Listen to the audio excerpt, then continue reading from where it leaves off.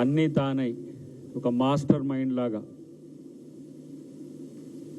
కాంగ్రెస్ పార్టీకి ఒక కొత్త తరహా గెలుపును సమిష్టి కృషితో పనిచేస్తే ఏ విధంగా విజయం వస్తుందో మళ్ళొక్కసారి జూబ్లీహిల్స్ ఎన్నికల్లో ముఖ్యమంత్రి గారు చూపించిండ్రు. మంత్రివర్గానికి పనిచేసిన ఎమ్మెల్యేలకు, ఎమ్మెల్సీలకు, కాంగ్రెస్ పార్టీ నాయకులకు అందరికి కూడా కాంగ్రెస్ పార్టీ తరఫున ప్రత్యేక కృతజ్ఞతలు. అయితే ఈ ఎన్నిక చాలా ప్రత్యేకం కూడా. అకాలంగా అనేదానికంటే మాజీ ఎమ్మెల్యే గారు చనిపోయిన ఎమ్మెల్యే గారు చనిపోవడం వల్ల వచ్చిన ఎన్నిక అయినప్పటికీ కూడా ఇది తెలంగాణ వ్యాప్తంగా ఒక పెద్ద చర్చకు తావిచ్చింది ఈ ఎన్నిక. చాలామందికి ఎవరైతే కాంగ్రెస్ పార్టీ నష్టాన్ని కోరుకునేటోళ్ళంతా కూడా ఏ విధంగా మాట్లాడిందో చూసినాం.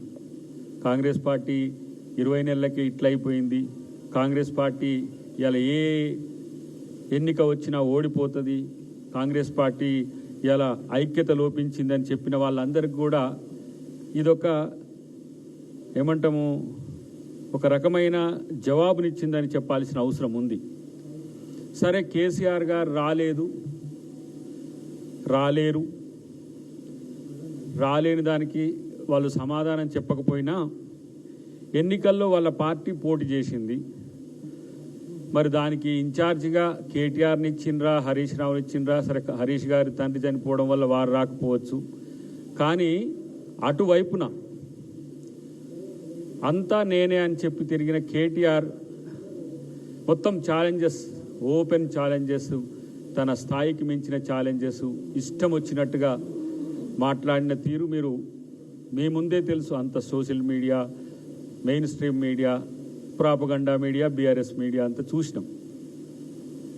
నోటికి వచ్చినట్టు మాట్లాడడం, ఇష్టం వచ్చినట్టు మాట్లాడడం, ఎవరినైనా సరే లెక్క చేయకుండా మాట్లాడడం, ఇలాంటి పరిస్థితులు ఎన్నికల కంటే ముందు చూసినాం.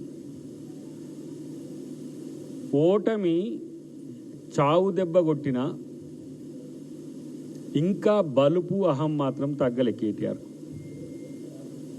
ఎందుకంటే బీఆర్ఎస్ పార్టీనో టీఆర్ఎస్ పార్టీనో నువ్వు బతికించినోనివి కాదు, పుట్టించినోనివి కావు, కాబట్టి నీకు దాని విలువ తెలియదు. కాబట్టి అది చస్తేంది పోతేంది అన్నట్టుగా ఇష్టం వచ్చిన తీరుగా వ్యవహరించిన పరిస్థితి. అంటే ఏదో చింత చచ్చినా పులుపు చావలేదన్నట్టుగా ఇంకా కొన్ని శాస్త్రాలు ఉన్నాయి చెప్పలేని.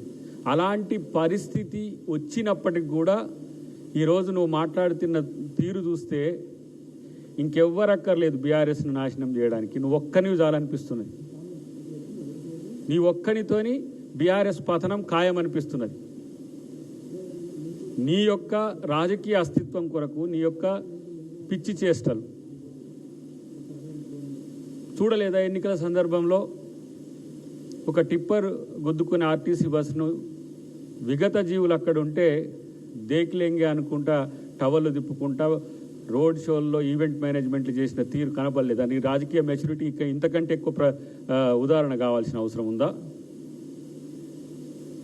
ఇలా ఒక్క ఎన్నికతో గెలిచి ఇంత మిడిసిపడుతుండ్రు. నీకు అర్థమవుతుందా రా బాబు? అసలు ఫస్ట్ మీకు ఏమవుతుందో నీకన్నా అర్థమవుతుందా? 100 సీట్లు అన్నట్లు మిమ్మల్ని బొందబెట్టింది నీకు అర్థం కాలే. సరే పోని, తర్వాత జరిగిన ఎన్నికల్లో, ఎంపీ ఎన్నికల్లో గుండు సున్నా వచ్చినా మీకు సిగ్గు రాలే, పోయింది.